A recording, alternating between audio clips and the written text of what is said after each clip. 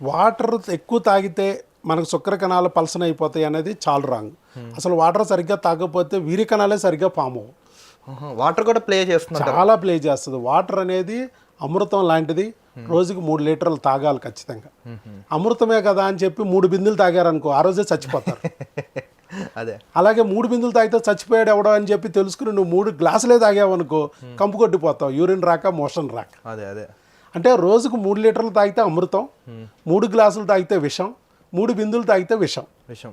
అసలు దానికి పొంతం లేదంటారు. అంటే ఆ వాటర్ అనేది మనకి ఎంత పాలల్లో తాగాలో అంత పాలల్లో తీసుకోవాలి. అది 3 లీటర్లు అనేది మనిషికి మామూలుగా అడల్ట్స్ ఒక 60 kg ఉన్న వాళ్ళకి 3 లీటర్లు, కొంచెం తగ్గిన వాళ్ళకి ఒక పావు లీటర్ 1/2 లీటర్ తగ్గుతూ ఉంటుంది. ఇంకా చిన్నపిల్లలు అయితే ఇంకొంచెం తగ్గుద్ది తప్ప, పెద్దవాళ్ళైనా ఇంకెవరైనా సరే ఆ రేంజ్లో ఉంటుంది. కొంచెం బాడీ ఎక్కువగా ఉంటే ఇంకొక 1/2 లీటర్ తాగొచ్చు. 3 to 4 లీటర్స్ లోపల మధ్యలో ఉంటుంది. ఇది తీసుకోవాల్సిందే. తీసుకోకపోతే మన శరీరంలోని జీర్ణక్రియలు కరెక్ట్గా జరగవు.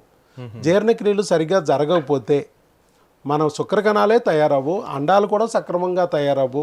వాటిల్లో సర్ఫాక్టెంట్ ఇవన్నీ మరి వాటిలో ఉండే విస్కాసిటీ కానీ కరెక్ట్గా ఉండకపోతే అన్నీ కూడా ఫెయిల్యూర్లోకి వెళ్ళిపోతాయి. కాబట్టి అధికంగా వాటర్ తాగితే మన శుక్రకణాలు పోతాయని 2 గ్లాసులు 3 గ్లాసులు తాగితే అసలు శుక్రకణాలే తయారవని పరిస్థితి వస్తుంది. చాలా డేంజర్కి వెళ్ళిపోతుంది బాడీ. శుక్రకణాలనే కాదు, విరోచనం ప్రాబ్లం, జీర్ణక్రియలో ప్రాబ్లము, మలబద్ధకం వచ్చేసి అది సమస్య అయిపోద్ది.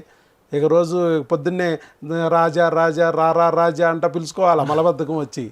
అలాగే యూరిన్ కూడా రాదు, వచ్చిన యూరిన్ చిక్కగా వచ్చి రెడ్గా వచ్చి మంటగా వస్తుంది. అందుకోసం వాటర్ అనేది రోజుకు 3 లీటర్లు అయితే ఖచ్చితంగా తాగాలండి.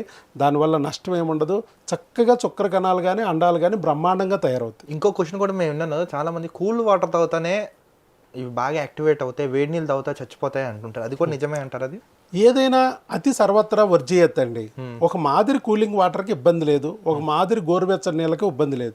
కొంతమంది గోరువెచ్చని నీళ్ళు తాగితేనే ఆరోగ్యం అని చెప్పేసి కూలింగ్ తాగే వాళ్ళని పెద్ద విలన్లాగా చూస్తూ గోరువెచ్చని నీళ్ళు తాగుతూ ఉంటారు. అవునవును. అది గోరువెచ్చని నీళ్ళు ఎంత గోరువెచ్చని అంటే కాఫీ టీలు కూడా అంత వేడిగా ఉండవు. అవునవును. అంతకన్నా మించి వేడిగా ఫ్లాస్క్లో పోసుకుని మరీ తాగుతూ ఉంటారు. అది కూడా కరెక్ట్ కాదండి. గొంతు అంతా ఇక్కడ మ్యూకోజ్ అంతా డ్యామేజ్ అయిపోద్ది. మన శరీరం 37 degrees సెంటిగ్రేడ్కి సెట్ అయింది. మన బాడీలో ఒక ఎయిర్ కండిషన్ రన్ అవుతుంది. అది 37కి ట్యూన్ చేయబడింది. 37 కన్నా 1 డిగ్రీ ఎక్కువ కానీ 37 కన్నా 1 డిగ్రీ తక్కువ కానీ అంతే. అంతకన్నా అటు ఎక్కువైనా ఇటు ఎక్కువైనా ప్రమాదం. ప్రాణాంతకం అంటారు. ప్రాణాంతకం.